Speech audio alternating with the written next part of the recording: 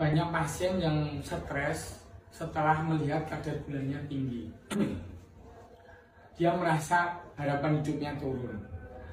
Kalau hemat saya, sebaiknya peluk dulu kenyataan bahwa diabetes itu memang terjadi karena banyak faktor. Ya, ketika diabetes terjadi, berarti fungsi sinyal di dalam tubuh kita itu sudah ada yang terganggu, namanya resistensi insulin.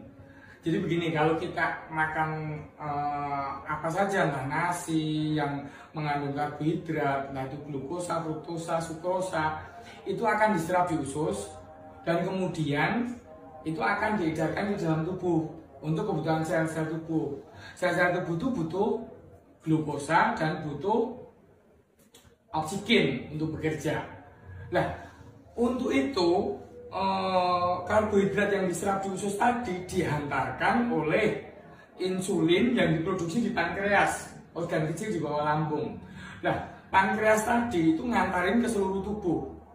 Ibarat aja pankreas insulin itu ibarat truk sama sopirnya yang nganterin gula ke seluruh bagian tubuh kita. Misalnya bagian tubuh kita seluruh negara dianterin melalui jalan raya ini, ya. Kemudian sopir truk tadi jalan lewat urat-urat darah ini, kemudian masuk ke pembuluh darah kecil, ngetok ke pintu-pintu sel.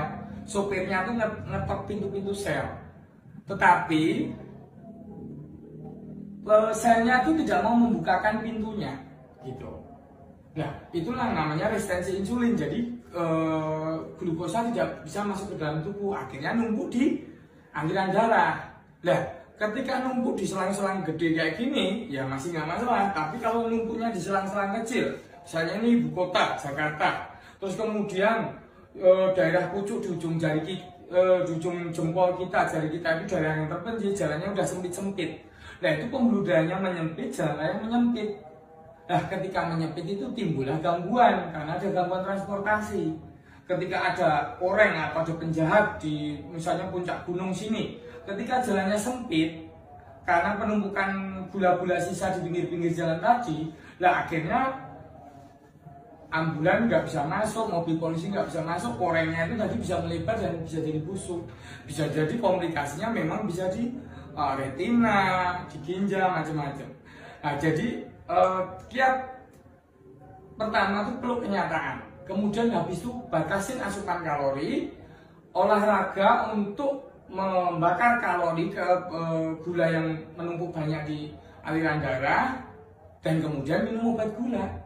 Jangan berpikir bahwa minum obat gula kan ada efek sampingnya. Lah, kalau nggak minum obat gula malah terjadi hiperglikemia, terjadi banyak komplikasi. Jadi peluk dulu kenyataan. Ketika sudah terkendali dengan baik kadar gula tersebut, maintenance dengan baik, ya kualitas hidupnya sama seperti orang normal, bisa hidup sehat sampai tua.